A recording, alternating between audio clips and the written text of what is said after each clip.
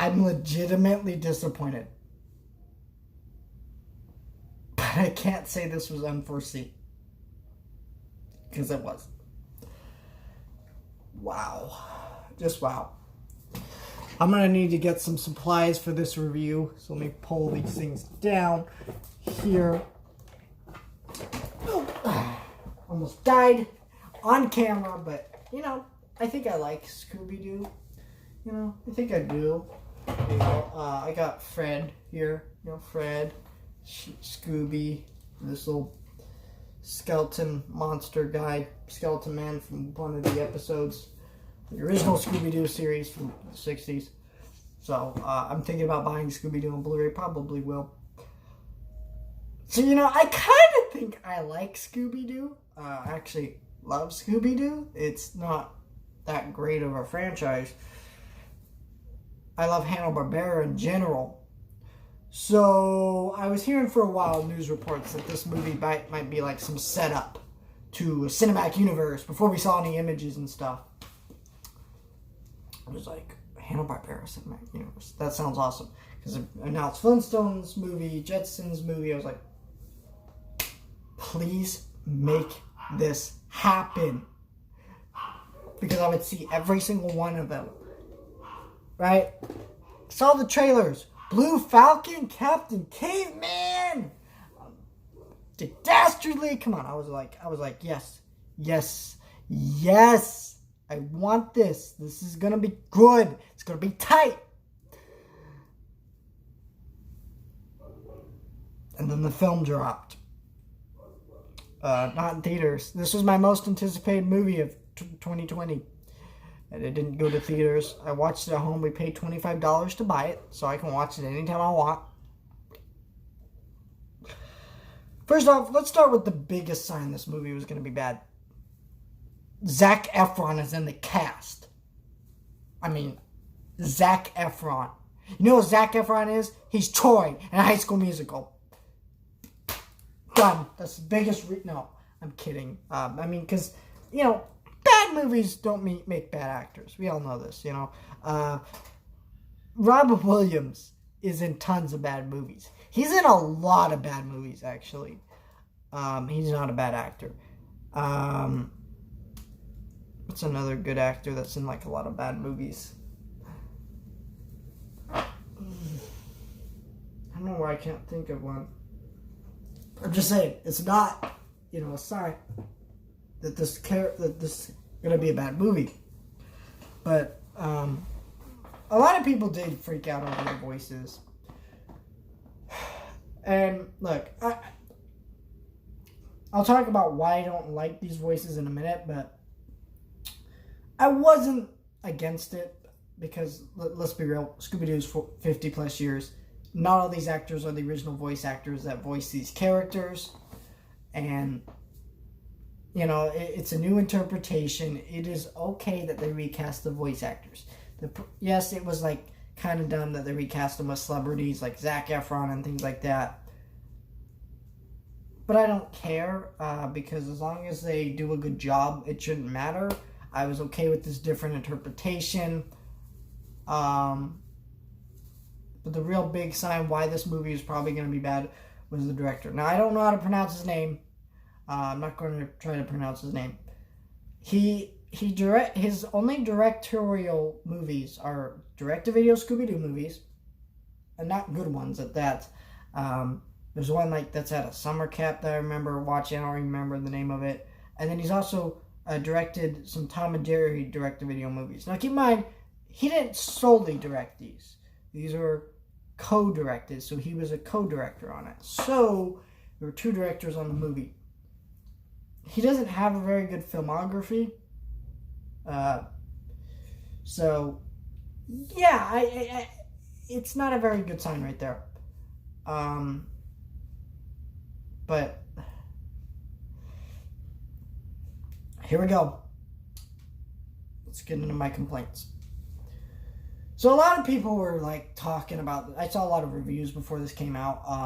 A lot of people were saying they didn't like it because it was too far from Scooby-Doo.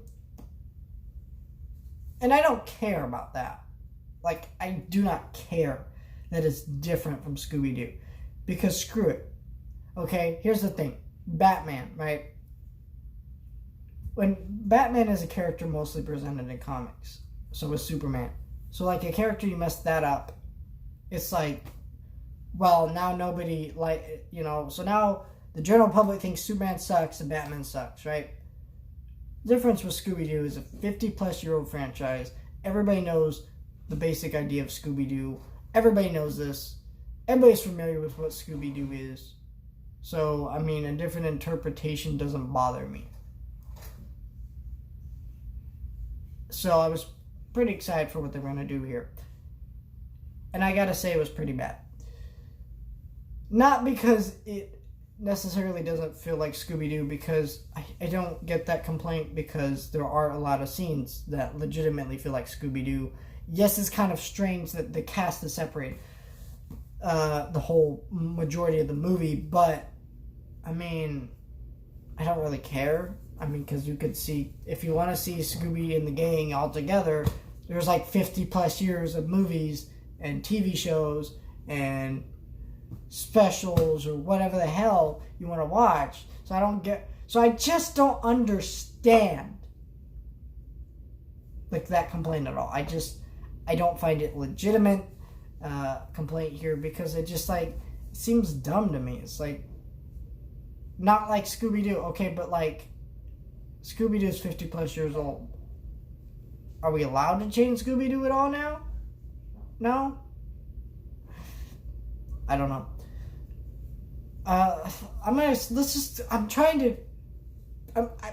have so much I want to talk about, but I don't know where to start, so I'm kind of just going over points of just randomness, because this movie is just randomness. It's very awkward. It's horribly paced. I mean, this movie felt like it went on for 3 hours.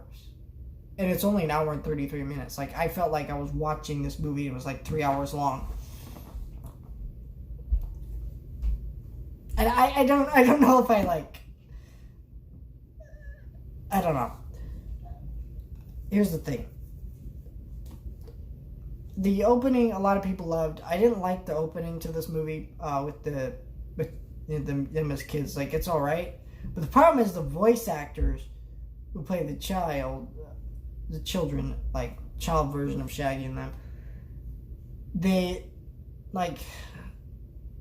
don't sound like the older versions, which obviously they're not supposed to, but they're supposed to sound similar. Like, they don't even sound that similar.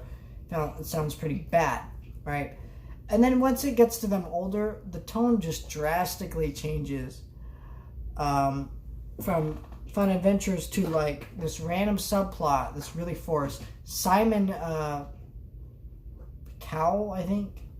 I don't even know. The guy from America's Got Talent. He shows up in this movie and he's like, hey, you guys. I guess it's a spoiler, but it's not that much. It won't ruin the movie. I will be talking some spoilers, so be wary of that. But he tells Scooby and Shaggy, you guys are worthless to the group. Like it was just he just pointed out. And so now they feel all worthless. Then they get kidnapped. They get abducted by Blue Falcon because Dick Dastardly is chasing after Scooby because Muttley is trapped in like hell, a version of hell. They don't call it hell, but it basically is hell. And so he's trying to find him, but Scooby-Doo is like the key. Yeah, Scooby-Doo here is the key because he's like descended from some ancient Greek dog. It is insanely bizarre and weird. And while I was hearing this plot synopsis, I was like, how the hell is Captain Caveman going to come into this? I know he's in this movie. And he comes in like at one random scene where they need an artifact. Very random, and like he did not need to be in this movie at all. Blue Falcon, I was kind of excited to see that character. He was very irritating. Him and all of his sidekicks, the voice acting on everyone was not very good except for Frank Welker as Scooby-Doo. Because Number one, I don't think this was a good script. There's way too much modern dialogue, like mentioning things like Tinder and things like that. And so it makes the movie already feel dated. But it's also like, the stuff they say just, like, okay, some of it's funny, some of it's not. It doesn't have a very good pacing with the jokes, so it's like it'll take me a minute to realize some of the jokes because the pacing here is just so bad. I think the animation is alright, but I think like some designs don't translate in the same universe. Like, I don't think Blue Falcon belongs in the same universe as Shaggy. Like, it looks weird. And like Fred looks like a normal person, but then like Shaggy doesn't, and it's like, it's freaking weird. I did think, like, it's not that they were recast that bothered me, like I said, with the, all the voice actors. It's just that they weren't doing a good job, and that's what really bugged me. I think the story here is really overly complicated. Plus, I think the title is just really bad. Scoob? Like, what? It should have just been called Scooby-Doo and the Search for Muttley, because that's basically what this movie's about. It's very overly complicated. It's very convoluted. It's just irritating. I would not be opposed to seeing a sequel, though, because I feel like if they could perfect it, get the humor down right, they could make a funnier sequel. They could make the story less convoluted, and they could make a more genuine Scooby-Doo story. I want to see I'm going to try to find out what the VOD sells on this and see what happens. Hopefully we do get a sequel, because like I said, I legitimately want one. I just think the movie we got,